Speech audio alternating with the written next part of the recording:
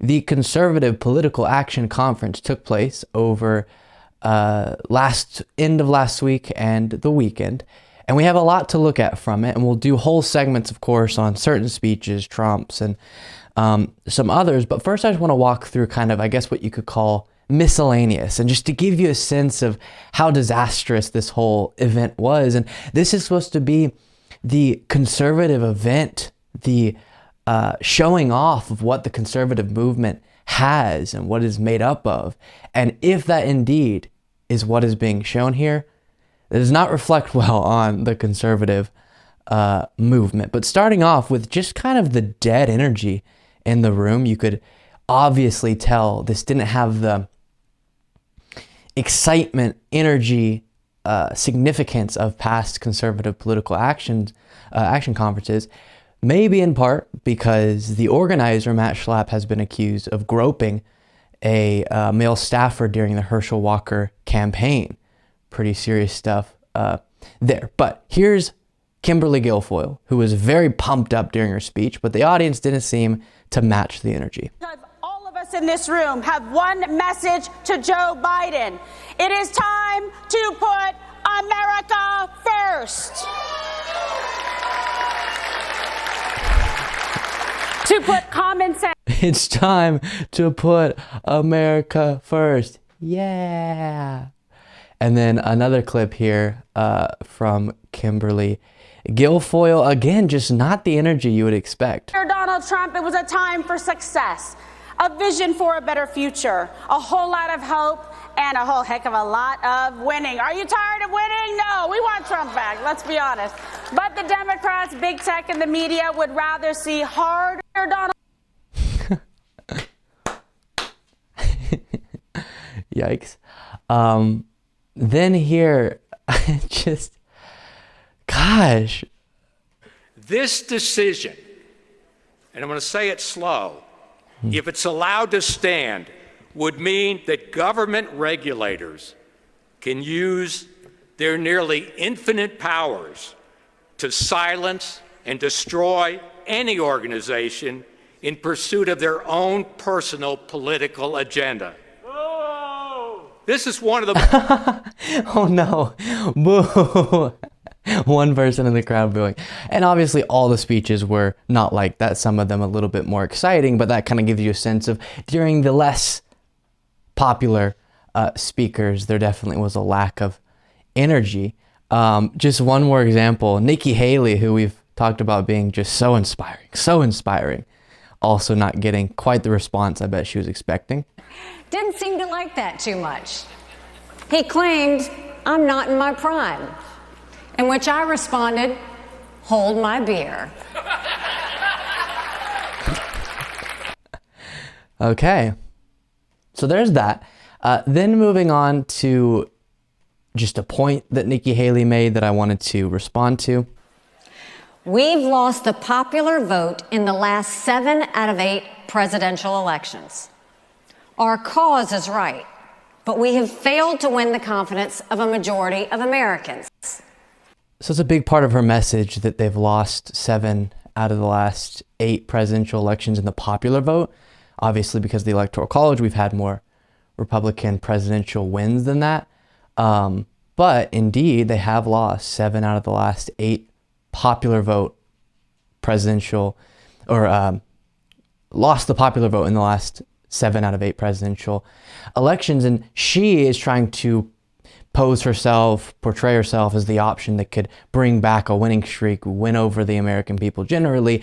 But her message is the exact type of message that lost the American people. It's so free of policy. It's all about being reactionary to this mythical, imaginary creature they've created of this woke left that is controlling the Democratic Party. And she doesn't have anything fresh that would have a chance of actually bringing a lot of the American voters who weren't previously on board with the GOP onto their side. Then we get to Mike Pompeo, who seems to be referencing Trump here, but of course tries to frame it as a critique of the left. Don't hand that government more power under the guise of conservatism. We shouldn't look for larger-than-life personalities, but rather we should find power in the rooms like this one, people all across the country. And I'm confident we're going to get that. A renewed dedication to accountability, personal responsibility, and results. This is the thing that has made the conservative movement in our party successful for decades. We can't become the left, following celebrity leaders with their own brand of identity politics, those with fragile egos who refuse to acknowledge reality. This is a tough world, both abroad and here. And we can't shift blame to others, but must accept the responsibility that comes to those of us who step forward and lead. There's no... Just passionate crowd there. So he's saying, quote, "We can't become the left, follow celebrity leaders with their own brand of identity politics, those with fragile egos who refuse to acknowledge reality." Now that's perfectly describing Trump, but he didn't name drop Trump there specifically.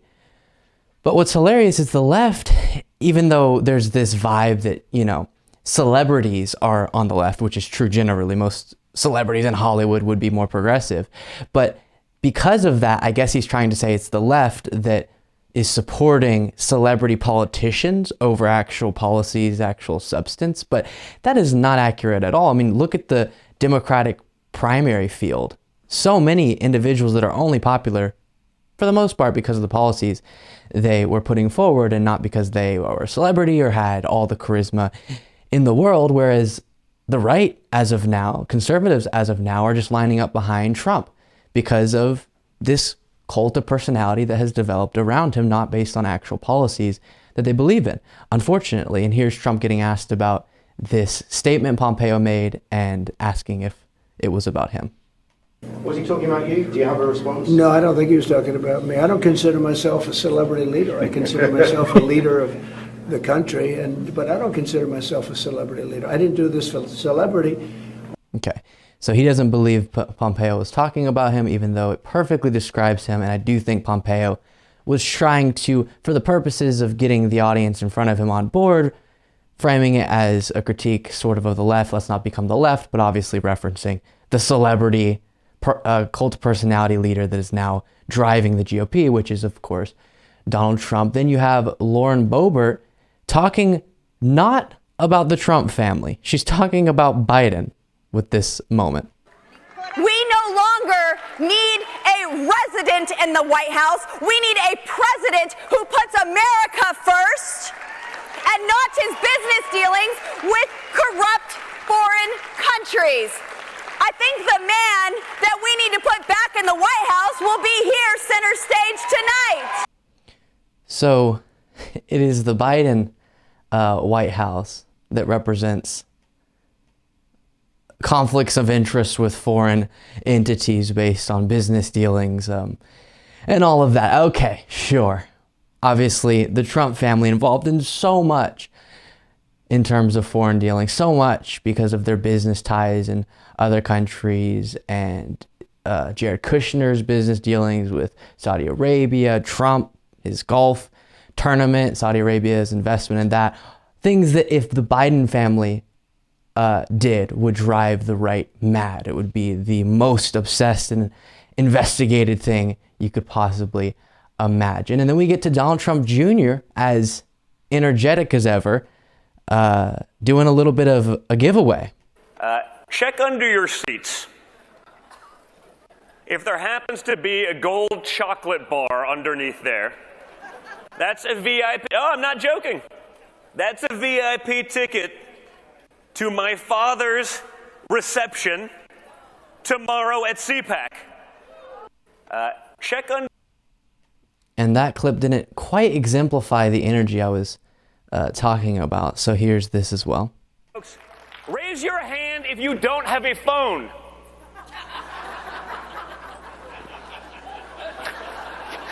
Well, I got to keep my phone away because I know, like, I'm on every FBI list imaginable, so I just got to keep it away because, like, they're going to drone me one day. Like, folks, they're going to drone you one day? Oh my goodness, sir. You're living in a fantasy world.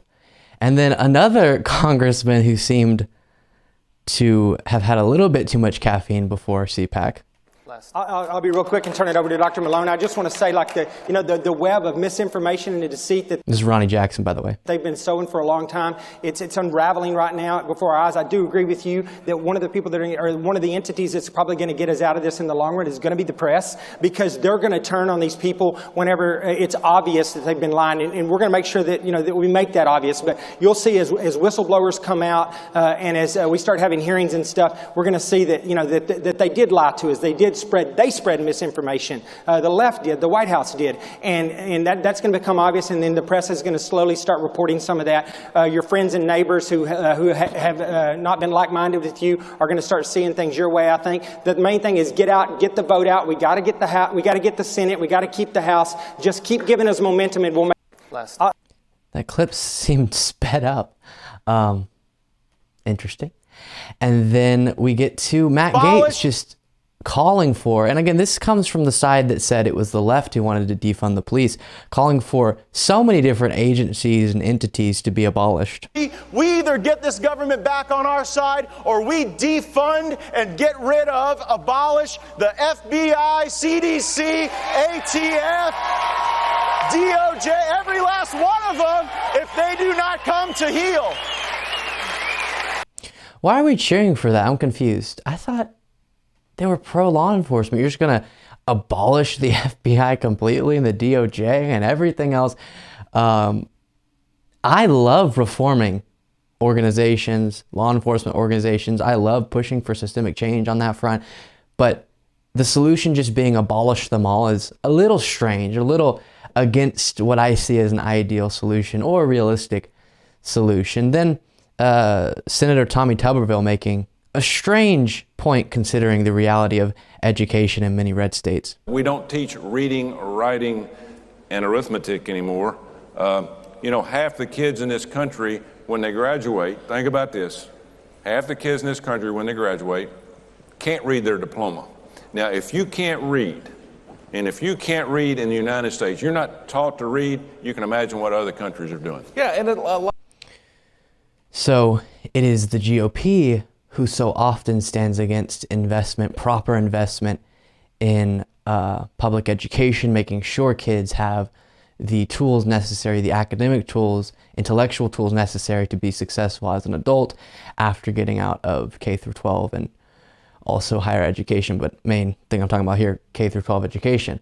And then turning around as if that's a problem with the left, as he was criticizing, is strange to me. Then former president of Brazil, Bolsonaro, appeared at the event. nesse momento, eu agradeço a Deus pela minha segunda vida. In this moment, I thank God for my second life. E também a Ele pela missão de ser presidente da República por mandato. So, I mean, not really interested in his speech, but he is a dangerous right-wing, now former president, who has pushed similar lies about elections in Brazil as we saw in the United States, and is now aligning with the American right wing in a pretty concerning way. I know this segment's going long, but just so much to talk about from this, and I want to smush some of this into just one segment, kind of get all these looked at, and then we'll spend more time on some other stuff later in today's show. And then Scott Perry seeming to threaten Democrats in a concerning manner. Our personal sovereignty is what this nation was built on, and it's the foundation. It is under assault by every single facet of the government, and as Ralph has said, we are going to create a firestorm. Look, if it's up to me, there's going to be a firestorm. These leftists, these Marxists that have prevailed upon the American people and used the awesome power of the federal government to cow us into fear in our homes, they've got to be put on notice. They've got to be quaking in fear. They've got to be worried. They've got to be losing weight because they're not eating, because they're worried that they're going to end up going to jail for using the awesome power of the federal government. And if our person need to be terrified, he says, based on lies about the reality of what the left, what Democrats are actually doing. All these conspiracy theories about them using the federal government to go after conservatives, and they don't actually provide evidence for those claims. Another example here of someone doing certain things. In this case, let's see, Mike Lindell setting up an election crime bureau based off false claims about our elections. Take a look, the MyPillow guy. At the RNC, because I'm going to do a call out to them. If you all know that Ronna McDaniel said that she looked forward to working with Mike Lindell, well, what do you think? If you're working with me, what do you think you're going to work on? It's pretty obvious.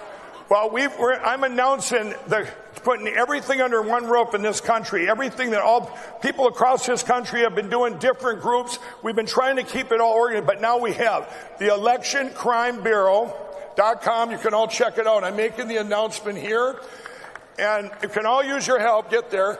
But I'm asking that the RNC endorse this. I don't need any help from. Okay. So he's one of the rare individuals that I think genuinely believes a lot of the stuff he's saying. Now, when I say rare individuals, tons of the voters actually believe. A lot of the leaders who are perpetuating these lies don't. He, I think, actually does. When I look into his eyes while he spreads these lies, it seems he's actually bought into them, unfortunately. But there it is, quite bonkers event. I think less successful than they were probably hoping. Again, likely because of Matt Schlapp's allegations against him of groping, and also very, very clear that at least the audience and the crowd that showed up for CPAC here is very pro-Trump. We'll talk about more why that is with the straw poll they did, and we'll talk about how the vice presidential favorite within the CPAC audience was Carrie Lake. Ugh.